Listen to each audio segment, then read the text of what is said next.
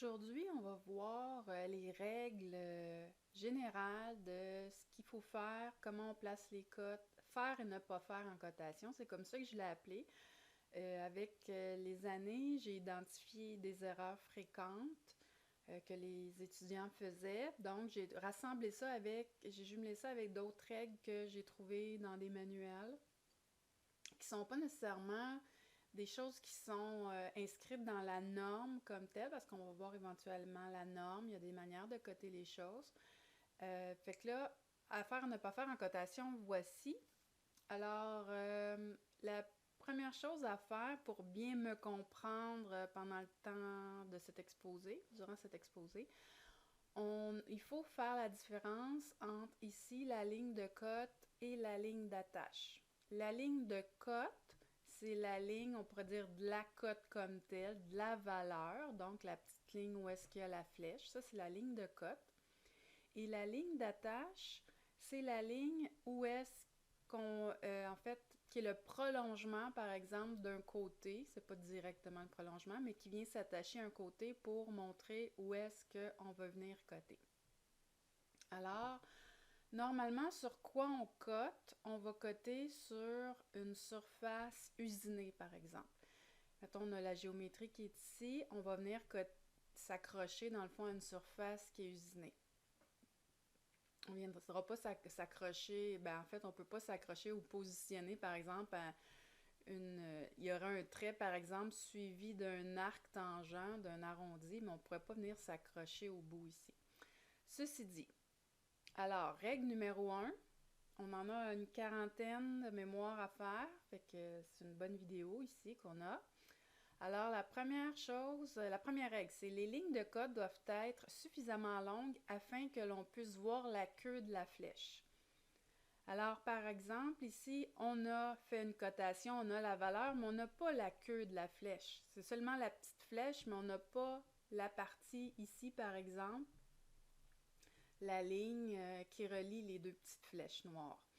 Donc, dans ce temps-là, si l'espace ne permet pas d'avoir la queue de la flèche, ce qu'on peut faire, c'est des suggestions ici à droite qu'on peut faire, c'est par exemple sortir les flèches d'entre les lignes d'attache, ou dans cette situation-ci, on a sorti la valeur.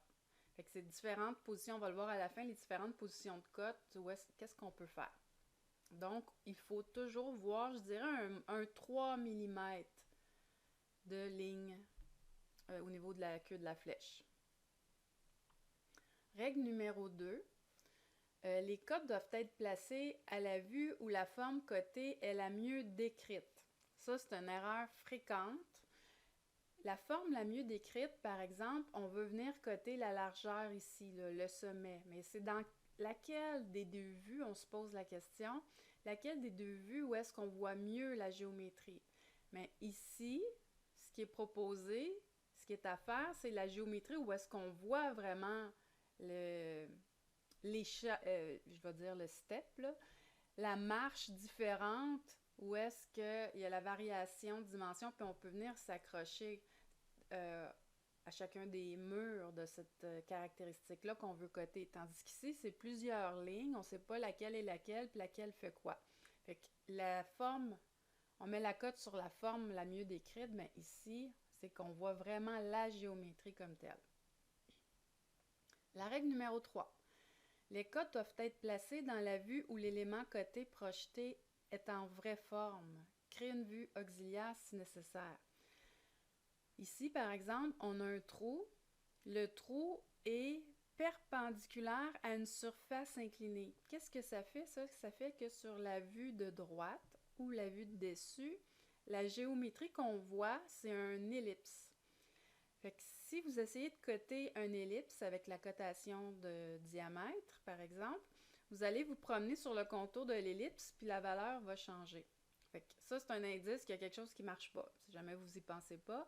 Fait qu'une vue auxiliaire, c'est quoi? On crée une vue auxiliaire, c'est une vue qui va être parallèle à la surface inclinée. Donc, sur cette vue-là, ici, qu'on voit, on voit le trou qui est parfaitement circulaire. C'est plus une forme de oblong.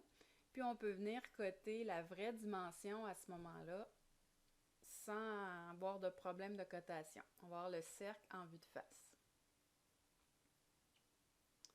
Règle numéro 4. Évitez de coter les éléments cachés.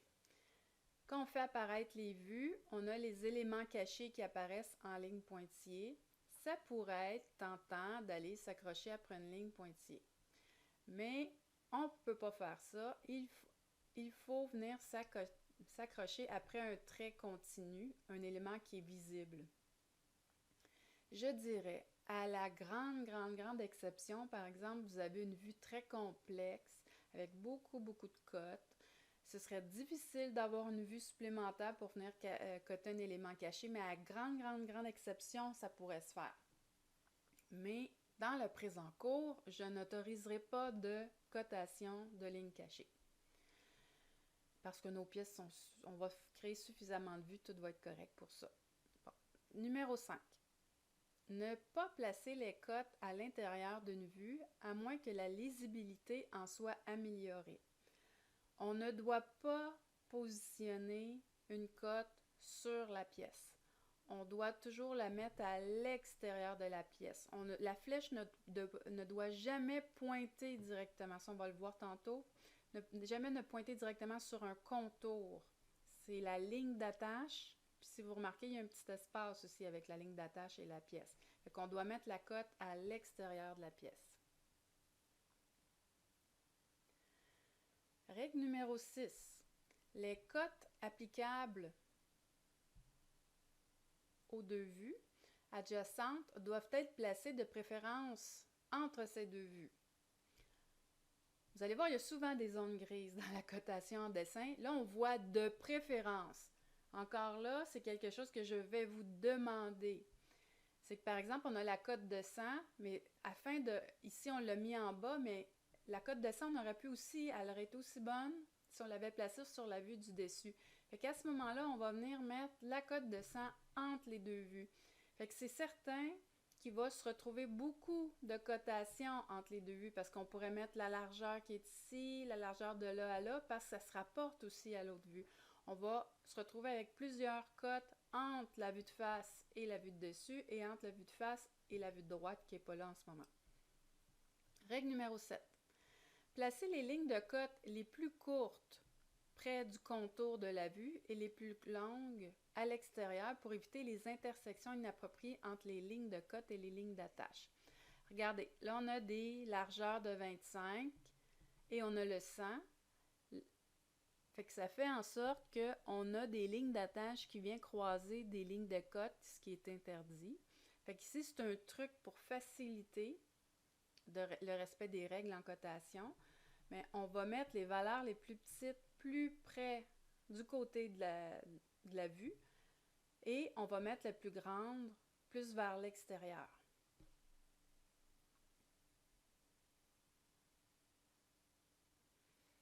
Règle numéro 8.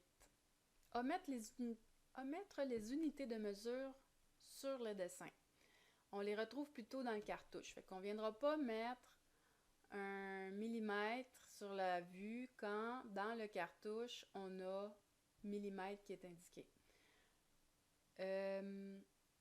Par exemple, si on a un dessin entièrement en millimètres, puis on a une cote, mettons que ce serait un trou d'un quart en pouces, un quart de pouce, là, on pourrait venir l'indiquer juste si c'est une exception. Sinon, on va écrire 6,35, puis ça va vouloir dire que c'est des millimètres à ce moment-là. Mais des fois, ça arrive qu'on voit des dessins où est-ce qu'une cote, elle, est en pouces, mais l'unité est indiquée à ce moment-là. Une cote doit être attachée à une seule vue, de sorte qu'aucune ligne d'attache ne rejoigne les deux vues. Autrement dit, le 100, tantôt on disait qu'il se rapportait aux deux vues, on aurait pu le mettre soit sur la vue du dessus ou la vue de face. Fait qu'on ne viendra pas allonger les lignes d'attache à ce moment-là. On choisit une vue ou l'autre et on place la vue correctement.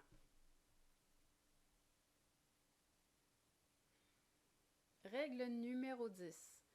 Les cotes doivent être disposées de préférence en série. Ce que ça veut dire, c'est quand vous avez plusieurs cotes, en fait, c'est préférable de les mettre alignées une après l'autre parce que c'est plus facile au niveau de la lisibilité, il y a le moins de possibilités d'erreur à ce moment-là. Règle numéro 11. Éviter une chaîne complète de cotes. Il faut omettre des cotes, sinon ajouter la note référence, REF, là, pour référence, à une des cotes. Par exemple, ici, ça c'est question d'usinage, de fabrication tout simplement, parce que chacune des cotes qu'on a une tolérance. Je vous expliquerai pas tout le...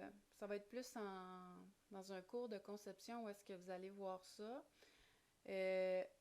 On n'ira pas mettre toutes les cotes alignées comme ça de 25. On va plutôt faire une longueur totale et différentes cotes de 25. Et la moins importante, là je résume ça comme ça, la moins importante, ici on ne lui mettra pas une cote.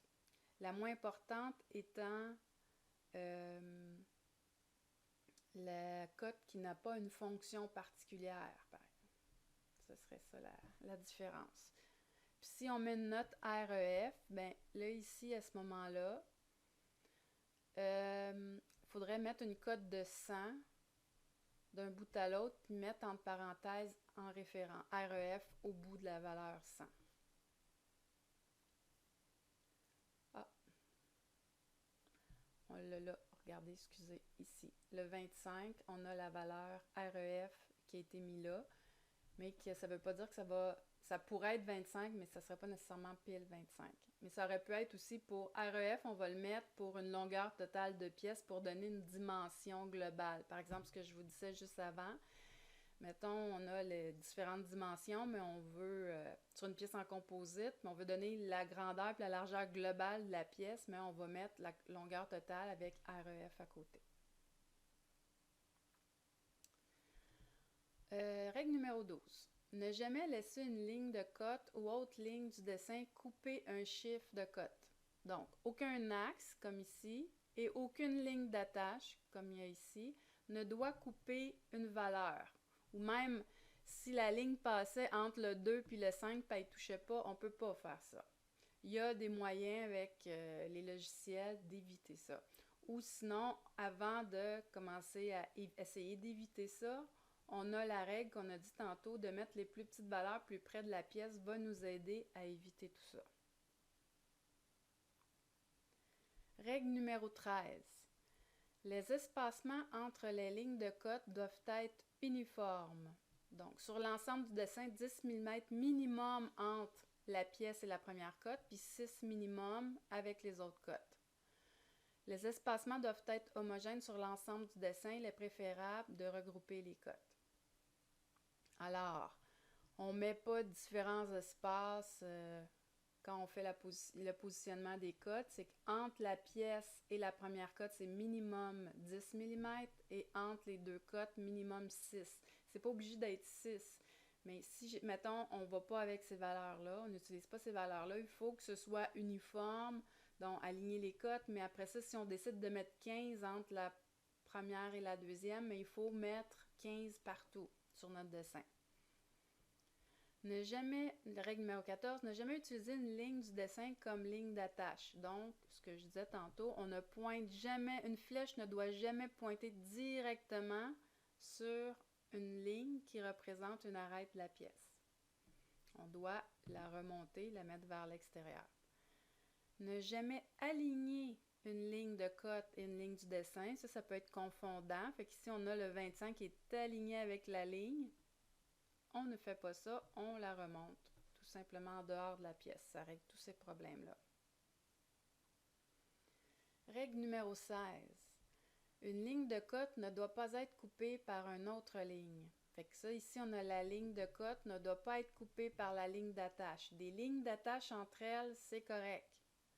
Mais la ligne de cote, la ligne que la valeur ne doit jamais être coupée. Encore là, le truc pour ça, c'est de mettre les valeurs plus petites près de la pièce. Si on ne peut l'éviter, les lignes d'attache peuvent se couper entre elles. Ici, c'est correct. Si on peut l'éviter, on le fait, mais on n'a pas à faire de fonction particulière pour l'éviter. Fait qu'ici, On ne viendra pas, des fois je l'ai vu, là, raccourcir des lignes d'attache ici pour pas qu'elles se croisent ou venir faire des interruptions. On n'a vraiment pas besoin. Les lignes d'attache, celles qui viennent s'attacher à la pièce, dans le fond, peuvent se croiser entre elles, mais ne peuvent pas aller croiser une ligne où est-ce qu'il y a la cote. Puis ça ici, on a les flèches, on a la cote. Ça ici, ça fait partie également de la ligne de cote, ça ne doit pas être croisé. Règle numéro 18. Lorsqu'une ligne d'attache coupe une autre ligne, ne pas interrompre ces lignes à leur point d'intersection. C'est ce que je venais de dire. Ici, on ne vient pas faire d'interruption si elles se croisent. Ça, je l'ai vu régulièrement. Les lignes d'attache peuvent se croiser. Numéro 19. Une ligne d'axe peut être prolongée et utilisée comme ligne d'attache. La ligne d'axe doit alors se terminer par un long trait. Assurez-vous d'enlever l'espace entre la ligne d'attache et la ligne d'axe. Ça, c'est un petit truc, là. Dans le fond, c'est si on a une ligne d'axe, on veut venir positionner un trou, ce qu'il faut faire, c'est qu'il faut allonger la ligne d'axe légèrement dehors de la pièce et venir attacher la cote à la ligne d'axe. Là, ce que j'ai entouré en rouge ici, c'est qu'il y a un petit espacement qui est un peu plus grand. Là, il y a une petite manipulation à faire que je vais vous montrer dans les vidéos. Une manipulation à faire pour enlever cet espacement-là pour que ça ressemble plus à ça ici. Règle numéro 20. Ne pas prolonger une ligne d'axe d'une vue à l'autre.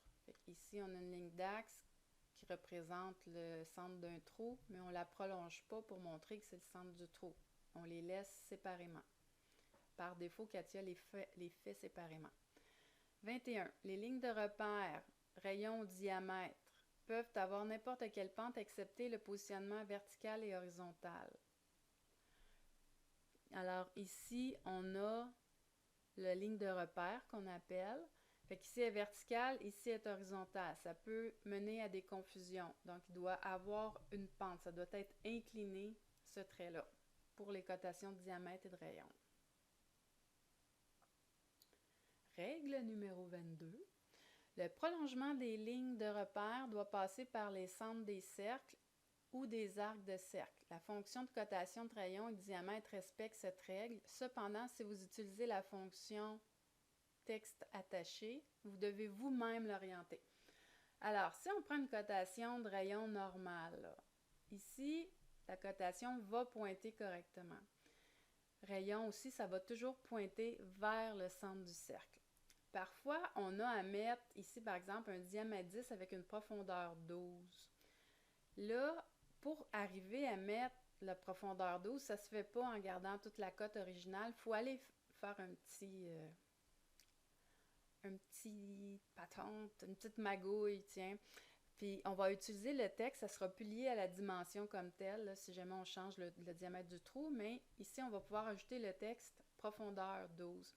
Mais là, il faut faire attention, ce que je dis, c'est que ici, ça doit pointer toujours vers le centre. Fait que là, ici, j'ai pris du texte, mais j'ai pas pointé vers le centre, puis c'est une cote de diamètre que j'ai magouillée. Donc ici, il faut que je m'assure de bien positionner ma flèche pour que ça pointe vers le centre. Règle numéro 23. Les lignes de repère doivent être rattachées à la fin ou au début d'une note par un petit trait horizontal. C'est la même chose pour les cotes verticales, dont la valeur est à l'extérieur des lignes d'attache. Donc, un rayon, un diamètre et une dimension verticale dont la valeur est à l'extérieur des lignes d'attache, on doit en tout temps mettre,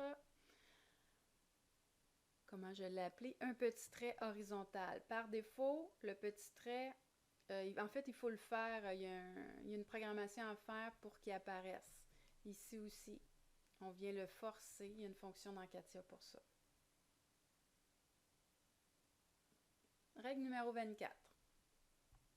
Les chiffres de code doivent être inscrits approximativement au milieu d'une ligne de cote. Sauf dans le cas des cotes placées en parallèle, elles doivent être disposées en quinconce. Normalement, quand on a juste, par exemple, une cote de diamètre à mettre, on va la laisser au milieu. Mais si on en a plusieurs, par exemple comme ici, pour éviter la confusion, on va les décaler en quinconce, ça veut dire en alternance. Un à gauche, un à droite, un à gauche, un à droite, par exemple. La règle numéro 25.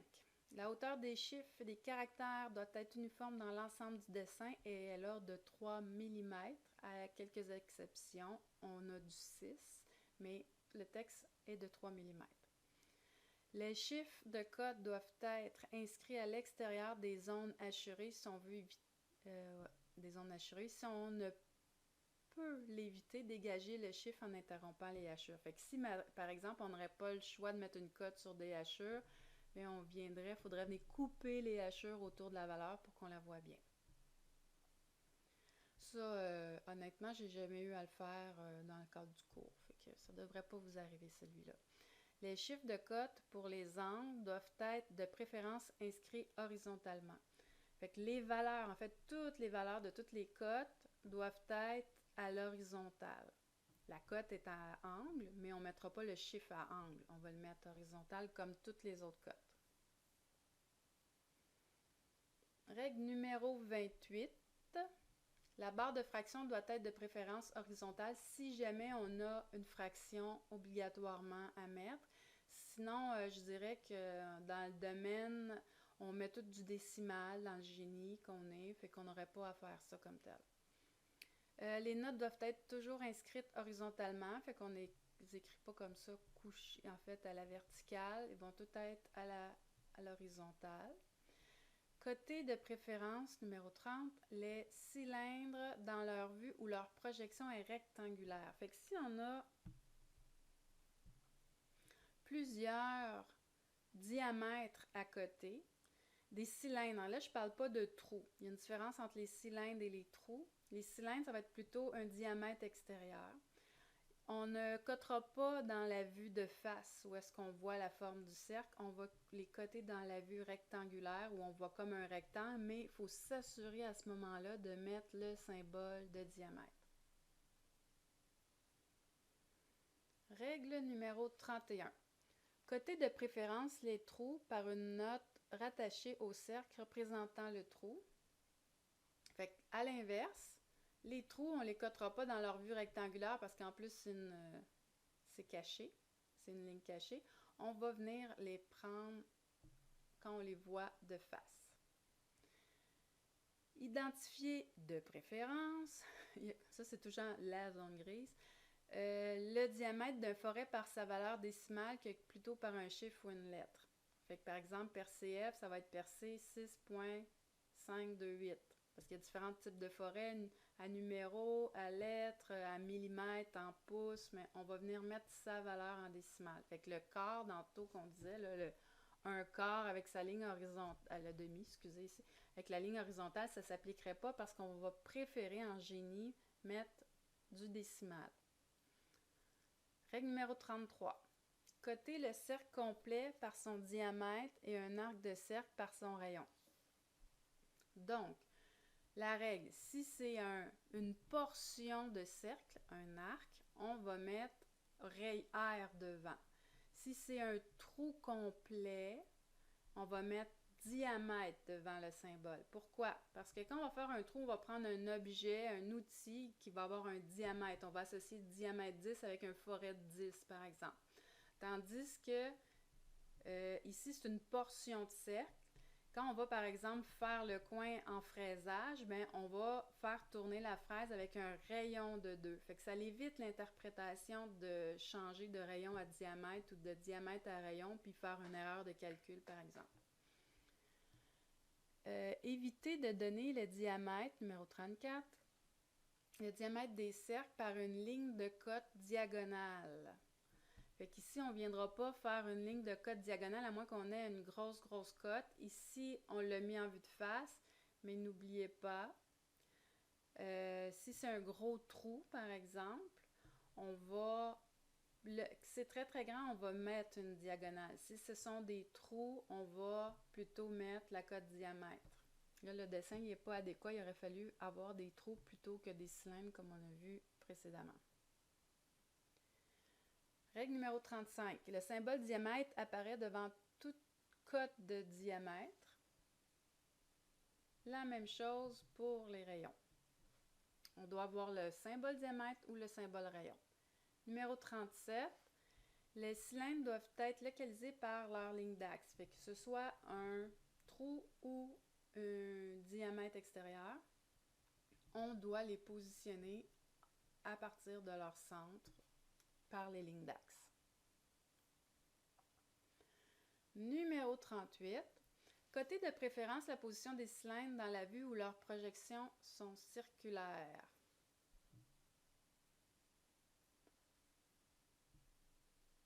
Ça, c'est au niveau quand on veut mettre la position d'un diamètre. Ça, c'est bon pour un diamètre extérieur ou un trou. La position, elle, on va la mettre quand on voit le diamètre de face. Lorsque plusieurs détails de moindre importance sont de même grandeur, inscrire le nombre de répétitions devant la cote suivie d'un X. Mettons, il y a plusieurs rayons de 2, puis que c'est facile, ça, il faut préciser, c'est facile d'aller déduire en regardant le dessin où est le deuxième rayon de 2. On va écrire 2 fois R2. Si, par exemple, il y en a partout des rayons de 2, il n'y a pas une logique comme telle qui s'applique, bon, il y a des notes générales qu'on peut mettre, mais il y a aussi l'abréviation typical. On pourrait dire par exemple, R2 avec TYP à la fin. Puis ça voudrait dire que c'est pas nécessairement facile de savoir c'est où, mais partout où est-ce qu'il y a des rayons qui ressemblent à cette géométrie-là, ça serait typical qu'on mettrait. Mais R, le rayon, c'est peut-être pas le meilleur exemple. Ça serait plutôt une largeur de rainure, puis on a des rainures partout. Bien, on mettrait la cote de la rainure suivie de typical, TYP. Assurez-vous d'avoir le dépassement des lignes d'attache et les espacements des lignes d'attache. Bon, espacement, dépassement, c'est que sur une cote, ici, ce qu'on appelle le dépassement, théoriquement, on n'a pas à le bouger, puis je vous montre, vous êtes capable de le faire avec Katia, là, mais on n'a pas à le faire. Fait qu'il faut s'assurer qu'il y a tout le temps un dépassement, puis ça, c'est une longueur prescrite selon la norme. Et l'espacement, c'est quand tu viens t'attacher après une pièce, il va toujours avoir, pas pour les flèches en passant, là, comme pour les rayons, les diamètres, il va toujours avoir un espace entre la pièce et la ligne, puis il faut s'assurer qu'on la voit. Ici, par exemple, pourquoi j'ai insisté, c'est qu'il y a un rayon. Puis si on ne donne pas un petit peu plus de dégagement, on ne joue pas avec l'espacement, on va avoir l'impression que la ligne d'attache est attachée après la pièce. Puis si on ne veut pas ça, on veut s'assurer d'avoir une... Regarde comme ici, c'est l'original, ça aurait fait ça normalement. Puis là, on force l'espacement. Tandis que, je vais aller ailleurs.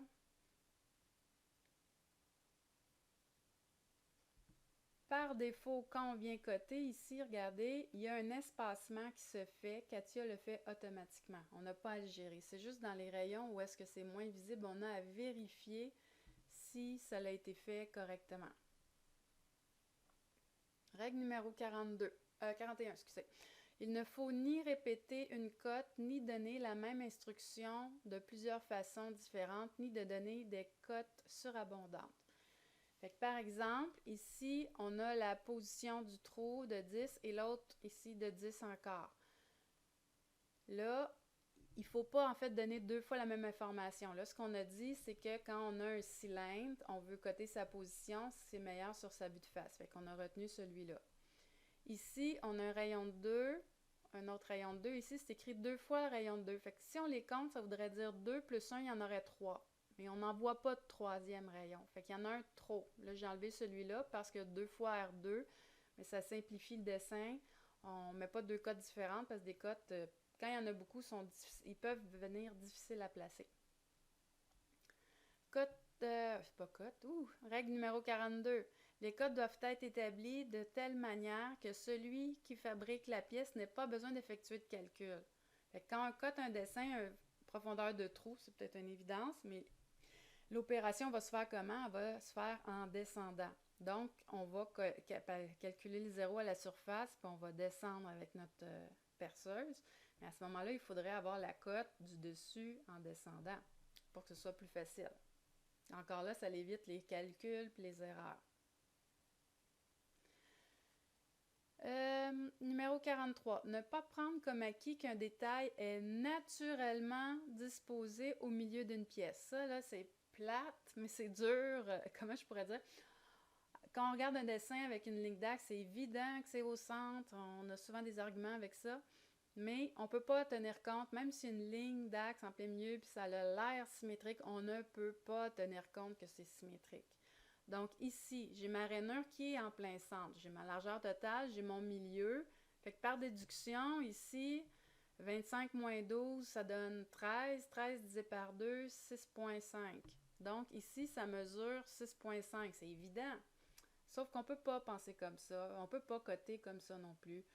Il faut que notre 25 soit coté, notre largeur soit cotée, puis une des deux pattes. Fait que là, on se retrouve avec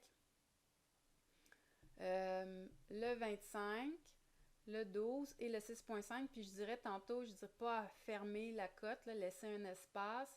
Puis la cote la moins importante, par exemple, ce serait la patte qui ce serait pas grave, peu importe l'épaisseur qu'elle a, parce qu'elle n'est pas fonctionnelle, celle-là. Maintenant, 44, les notes doivent être brèves et sans équivoque. Donc, on peut mettre des notes sur un dessin. On n'écrit pas un roman avec le pourquoi du pourquoi. On écrit seulement ce qu'on veut. C'est comme si c'est un cahier de charge, c'est une information qui dit, qui laisse pas place à l'interprétation non plus. Il ne faut pas que ce soit vague. Il faut que ce soit précis et clair et court, concis. 45. Les codes doivent être donnés à partir des surfaces usinées ou des lignes d'axe. Tantôt on en a parlé, fait que ça c'est une surface usinée ou les lignes d'axe des trous. Ça peut être le centre d'une rainure aussi. Mais encore là, il faudrait coter la rainure. La position plutôt de la rainure. Disposition des cotes permises. Alors, c'est pas une règle, ça, c'est les possibilités. Comment on peut placer une cote? Fait qu'on a les flèches à l'intérieur avec la valeur à l'intérieur. On a les flèches à l'intérieur avec la valeur à l'extérieur, mais à ce moment-là, comme dans une cote verticale, il faut s'assurer d'avoir le petit trait horizontal, qui est toujours là, à peu près d'un 3 mm. On peut avoir les flèches à l'extérieur et la valeur à l'extérieur, toujours la même règle. Et la même règle que je voulais dire avec le petit trait. Et sinon, on pourrait avoir la valeur intérieure et les flèches à l'extérieur. Ça, là, c'est 4 dispositions. Tout est permis. Il s'agit de voir quel espace vous avez puis lequel est le mieux, le plus optimal. Je dirais que premier choix, c'est la numéro 1. Ici, deuxième choix, numéro 2. Je dirais troisième choix, numéro 3. Ici, là, il n'y a pas de numéro 3. À côté du numéro 2. Puis celui-là, ce serait le dernier parce qu'ici, si on s'entend, il n'y a pas la flèche à l'intérieur, ni la 25, ni la valeur. Donc, ça commence à prendre beaucoup de place inutilement. Fait que dans le fond, c'est de mettre les deux à l'intérieur ou soit les flèches ou soit la valeur pour essayer d'optimiser l'espace. Fait que c'est une longue vidéo, mais c'est ce qui termine à faire et ne pas faire en cotation. Là, votre défi, ça va être d'apprendre ces règles-là par cœur et de les appliquer sur vos dessins.